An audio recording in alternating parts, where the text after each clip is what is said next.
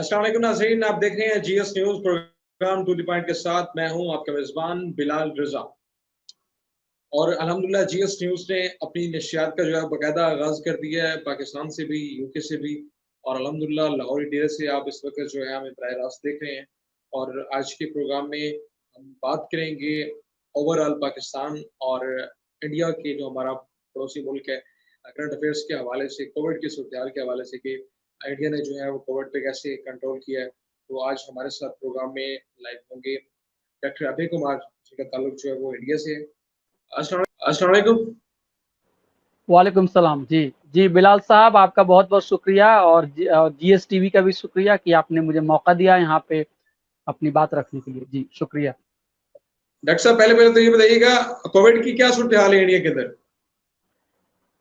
India में तो जो हालात हैं वो बिल्कुल अच्छे नहीं हैं। यहाँ पे तो आपको पता ही है कि जो केसेज़ जो मुस्बत केसेज़ हैं, जो पॉज़िटिव केसेज़ हैं, उसमें इंडिया बहुत आगे आ गया है और शायद वो दूसरे नंबर पे अभी है।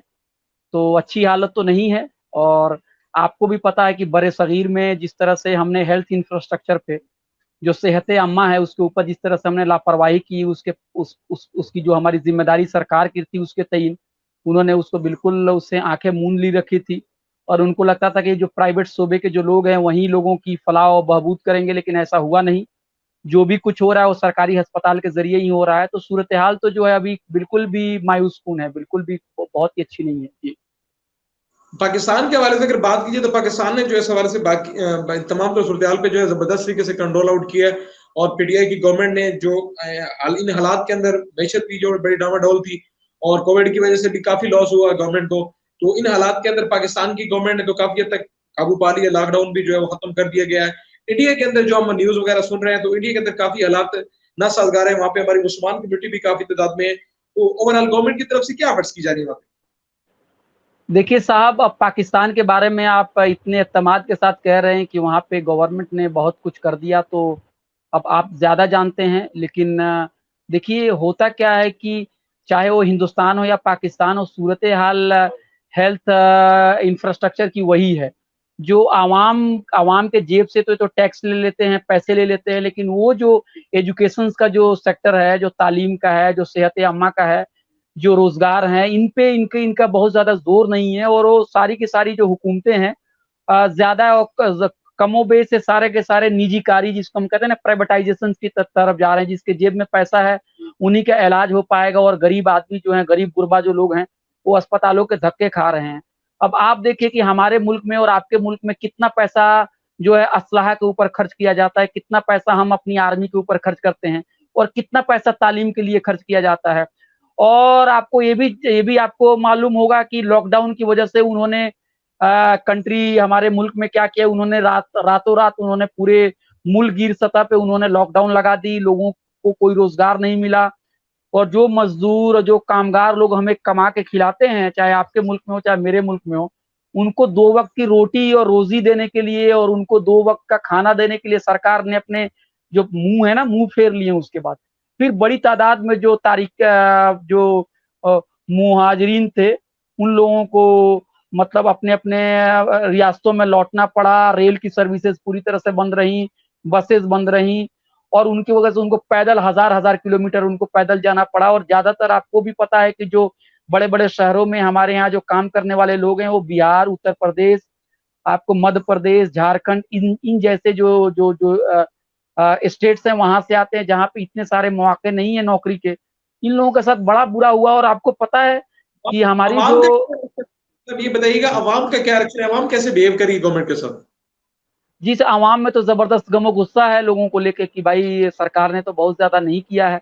लेकिन आपको ये भी बात सोचनी होगी कि अवाम के दिमाग को कंट्रोल करने के लिए मीडिया को अपने जेब में रखे हुए हैं और मीडिया हमेशा ये कोशिश कर रही है कि ऐसी बातों को दिखाएगा जो बड़ी जज़्बाती हों, बड़ी मज़हबी चीज़ें हों। दोनों मुल्कों में यही सूरत-ए-हाल है। अब अभी कुछ दिन पहले हमारी सरकार ने 1 हफ्ते पहले की ये बात है कि हमारी सरकार ने जो जीडीपी होता है ना ग्रॉस डोमेस्टिक प्रोडक्ट उन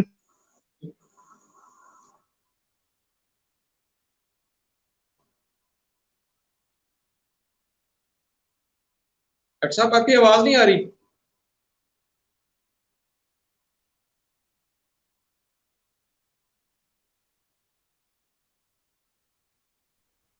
जी, हेलो बिलाल साहब। जी, तो डॉक्टर साहब आपकी हेलो। आवाज नहीं आ रही, मेरे ख्याल से सिग्नल का इशू है। जी, अब आ रही है? जी, आ रही है अब। जी। तो मैं ये कह रहा हूँ कि हमारी सरकार जो थी 1 हफ्ते पहले उन्होंने जो मुल्क की जो पहले क्वार्टर जो बोलते हैं पहले क्वार्टर के उन्होंने डेटा रिलीज़ किए और जीडीपी का जो उन्होंने शरह जो उन्होंने जो पेश किया, आपको जानकर बड़ा ताज्जुब होगा कि हमारी जो इकॉनमी है ना 23% माइनस चली गई है, मतलब वो मनफ़ी बिल्कुल नीचे चली गई है। और अगले दिन जी 23% माइनस। हालाँकि पता नहीं पाकिस्तान का क्या हाल है, ये ब्रिटेन का भी हाल बहुत ही बुरा है। चाइना ने कुछ अच्छा किया है, चाइना में अभी 3% जो है ना 3% वो मुस्बत है। हम लोग मतलब नीचे चले गए हैं, 23 बिल्कुल। पॉइंट नीचे चले गए हैं। पता नहीं लेकिन पाकिस्तान मुझे के पास क्या। नैरेटिव दिया जा रहा है इंटरनेशनल मीडिया मीडिया पे, इसके अलावा जो लोकल मीडिया है इंडिया का, तो वहां पे तो कहते हैं कि गवर्नमेंट जो है बड़े जबरदस्त तरीके से काम कर रही है, ये कर दिया वो कर दिया, बड़े गुन गाए जा रहे हैं। और मीडिया के हवाले से अगर बात की जाए तो मीडिया जो है वो मेन एक पिलर होता है किसी भी रियासत का तरक्की की राह पे गामजन करने के लिए। तो इंडियन मीडिया इस हवाले से क्या काम कर रहे हैं? तो मैं तो वही कह रहा था ना कि जब 23% जो हमारी जो इकोनॉमी जब नीचे चली गई, जीडीपी का जो उन्होंने दिखाया उसका परसेंटेज, तो अगले रोज के अखबारात को जब मैंने मतलब मैं जब उसको उसका मुताला कर रहा था, तो मैंने सोचा कि जरा ये देखा जाए कि अखबारों ने इसको कैसे इसको इसको इस चीजों को कवर की है। तो अगले रोज़ जब मैंने अखबार को देखा तो पता चला कि जो अखबार में जो बड़ी-बड़ी सुर्खियाँ बनी थी, वो जीडीपी की जो खबरें थी, वो बहुत सारे अखबारों ने उसको बहुत ही ये किया, उसकी अहमियत नहीं दी। प्रोमिनेंटली नहीं छापा। कुछ अंग्रेज़ी अखबार में भले ही थे, लेकिन जो हिंदी के अखबार थे जिसको कि मतलब आवाम ज़्यादा तादाद में उसको पढ़ती है, वहाँ पे ये चीज़ें गायब थी। और जो इश्यूज़ उस दिन पता है कौन से इश्यू छाए हुए थे? हमारे सदर जमहूरिया जो साबिक सदर जमहूरिया थे, प्रणब मुखर्जी साहब, उनका जो इंतकाल हुआ उसकी खबर बड़ी बना के दी गई थी। फिर एक खबर ये भी आई कि माफ़ कीजिएगा, इनकी तरफ से चीन की तरफ से लद्दाख के बॉर्डर पे उनके तरफ से नाम नेहाद दरअंदाज़ी की गई थी, उनके यहाँ से इन्फिल्ट्रेशन की चीज़ें हुई है। अब हमें पता नहीं है वो मिलिट्री ज़राए से सारी चीज़ें आई थी। तो इन चीज़ों को बड़ी अहमियत के साथ उसको खबरों को दिखाया गया था और जो खबर जो थी जो रोज़ी-रोटी का सवाल है, जो कहते हैं ना रोज़ी-रोटी मकान, ये जो सवाल थे जिससे जो आपसे जुड़े हुए हैं, मुझसे जुड़े हुए हैं, जो गरीब आवाम से जुड़े हुए हैं, उसको बड़ी अहमियत नहीं दी गई और उसको ऐसा पेश किया गया कि जैसे कोरोना ने सब कुछ कर दिया। अगर कोरोना नहीं होता तो इकॉनमी बहुत ही अच्छी कर रही थी। और साहब अगर चाहे इकोनॉमी आप के हवाले से बात की जाए, देखिए जितने भी मतलब टॉप 10 के कंट्रीज हो गए या इंटरनेशनल लेवल पे हाई स्टैंडर्ड के जितने भी कंट्रीज हैं, अगर वो इस वक्त सुपर पावर है या सुपर पावर बनने की कोशिश कर रहे हैं, अगर हमने अपनी मैशियत को मजबूत करना है तो उनके साथ हमारे एक अच्छे रवाबित होने चाहिए, एक अच्छे ताल्लुकात होने चाहिए। रिसेंटली जो क्लैशेस देखने को आए हैं इंडिया और चाइना के दरमियान, ये बड़े जो है हैरानकुन थे। इन हालात की क्या वजह बनी है, क्यों क्लैशेस बढ़े थे? देखिए इकॉनमी जो है, इकॉनमी को ठीक करने का चाहे वो आपका मुल्क है, चाहे वो मेरा मुल्क हो, चाहे दुनिया का कोई भी मुल्क हो, बहुत ही आसान तरीका है इकॉनमी को ठीक करने का। देखिए, जी जी। कंपनियाँ तो तभी चलेंगी जब कंपनियों के सामान लोग खरीदने के लिए उनके जेब में पैसा होगा। आप बताइए, बिल्कुल। अगर सिंपल सा मैं आपको एग्ज़ाम्पल देता हूँ, माने मान लीजिए कि आप जूता बनाने की आप फैक्ट्री है, तो आपने तो जूता तो बना दिया आपने, बहुत सारा मान लीजिए आपने हज़ारों, लाखों आपने जूते बना दिए। लेकिन जब तक वो जूता आपका बाज़ार में कोई खरीदेगा नहीं, तब तक पैसे आपके वापस नहीं आएँगे। जब आपके पैसे वापस नहीं आएँगे, तो आपकी इंडस्ट्री नहीं बढ़ेगी। आपकी इंडस्ट्री नहीं बढ़ेगी, तो आप मज़दूरों को पैसा नहीं दे पाएँगे, आपके सारे जूते जो खराब हो जाएँगे। लेकिन सवाल ये है कि जूता तो आप प्रोड्यूस कर पा रहे हैं, लेकिन बाज़ार में जूता को आप पहुँचा भी दे रहे हैं दुकानों के अंदर में, लेकिन जूता खरीदने वाला कोई नहीं आ रहा है। जूता क्यों नहीं कोई खरीद पा रहा है? जूता इसलिए कोई नहीं खरीद पा रहा है कि लोगों के आवाम में जेब में पैसे ही नहीं है। रोटी खरीदने के लिए पैसे नहीं है, तो कोई जूता कहाँ से खरीद पाएगा? फिर सवाल ये उठना चाहिए कि लोग रोटी क्यों नहीं खरीद रहे हैं? लोग जूता क्यों नहीं खरीद रहे हैं? तो लोग रोटी और जूता इसलिए नहीं खरीद पा रहे हैं, क्योंकि लोगों को रोज़गार नहीं है। लोगों के पास जो ज़रिए जो मईशत है, उसके जितने भी ज़राए हैं, उसको हमने काट दिया है उसके ऊपर में, क्योंकि बड़ी-बड़ी कंपनियाँ ये सोचती हैं कि जितना ही हम मज़दूरों को कम से कम तनख्वाह देंगे, जितना ही कम से कम मज़दूरों को रखेंगे, उतना ही उनका प्रॉफ़िट ज़्यादा होगा। तो ये कहते हैं ना कि इस तरह के रास्ते से क्या होता है कि आप अपनी कब्र खोद देते हैं। कहने का मतलब जी एक जी। फ़ारसी का एक प्रोवर्ब है कि जब मज़दूर खुश रहेगा ना, तब भी मालिक भी खुश रहेंगे। आप बता रहा हूँ। जब मज़दूर खुश रहेगा, तभी भी मालिक भी खुश रहेंगे और जब मालिक खुश रहेंगे, तभी मईशत अच्छी होगी, जब मईशत अच्छी होगी तभी भी मुल्क भी अच्छा होगा। जी, वजह से मईशत को लॉस हुआ, पाकिस्तान की, इंडिया की, चाइना की, ओवरऑल जितने भी कंट्रीज थे, बैकवर्ड कंट्रीज थे, उनको काफी ज्यादा मुश्किलात आई, मईशत जो है वो डामाडोल हुई। इन हालात के अंदर जो करेंसी की रेशो थी वो मुख्तलिफ ममालिक की जो है वो इंटरनेशनल मार्केट के अंदर बहुत ज्यादा डाउन हुई है। तो क्या इंडियन करेंसी भी डाउन हुई है मार्केट के अंदर? जी, वो तो होगा ही ना। आप देखिए, अगर आपका दिल जो है, अगर आपका दिल सही काम से नहीं कर रहा है, आपका लीवर सही से काम नहीं कर रहा है, तो उसके असर तो आपके चेहरे पे भी पड़ेंगे ना। आपके शरीर में, आपके बदन में अगर खून नहीं बन पा रहा है, लीवर अगर खून बनाना बंद कर दे, तो क्या होगा? आपका खाना पचाना जो है, हजम करना बंद कर दे, तो क्या होगा? तो बेसिकली होता क्या है कि चाहे आपका मुल्क हो, चाहे मेरा मुल्क हो, सबसे पहला काम करना होगा, बेरोजगारों को नौकरी देनी पड़ेगी। सबसे पहला काम करना पड़ेगा कि लोगों को एक अच्छी तनख्वाह देनी पड़ेगी। तो एक बार जब लोगों की तनख्वाह अच्छी होगी, जब लोगों को नौकरी मिलनी शुरू होगी, जब जेब में पैसा आएगा, तो लोग उस पैसे का, तो उसको तो अचार तो नहीं बनाएंगे ना, उस पैसे की सैलरी का कोई तो अचार तो नहीं बनाता है रुपए का। उस पैसे को लेके वो जाएंगे बाजार में, सामान खरीदेंगे, फिर आपकी दुकान, आपकी कंपनी अच्छा काम करेगी। जब कंपनी अच्छा काम करेगी तो कंपनी और जगह इन्वेस्टमेंट करेगी और सारे लोगों को नौकरी देगी। और जब कंपनी अच्छा करेगी, जब कंट्री के अंदर में पैसा बनने लगेगा, फिर उसका वो कंपनी क्या करेगी, फिर कंट्रीज का एक कॉन्फिडेंस बढ़ेगा। जब कंट्री के अंदर में कॉन्फिडेंस अच्छा होगा तो फिर उसको जज्बाती इशू उठाने की जरूरत नहीं है, फिर लोगों को गुमराह करने की जरूरत नहीं है। फिर हमारे वजीर आजम हो, चाहे आपके वजीर आजम हो, राय दहनगान को जाके बराह रास्त बोलेंगे, सुनिए आप मुझे वोट दीजिए क्योंकि मैं आपको नौकरी देने जा रहा हूँ। नौजवानों, आप मुझे वोट दो क्योंकि मैं आपको कॉलेज में नौकरी देने जा रहा हूँ। उनके पास नौकरियां हैं नहीं, उनके पास बहुत ज्यादा इकोनॉमी में कुछ करने के लिए नहीं है, तो हम कहेंगे कि अरे हम चुन के आएंगे तो आतंकवाद को दूर कर देंगे। आपके मुल्क में कहा जाएगा हम चुन के आएंगे तो कुछ और कर देंगे। तो इसी तरह से पूरे मंदिर और मस्जिद और फिर उसके बाद ये सारा का सारा मसला चलता है और लोगों को गुमराह किया जाता है। मैं आपको बता देता हूँ, हमारी जो मीडिया है वो इकोनॉमी पे बात नहीं करेगी, वो बेरोजगारी के ऊपर बात नहीं करेगी, वो जो है वो सेहत आमा में लोगों के क्या उसकी इशू से बात नहीं करेगी। क्या उनको बात करना है?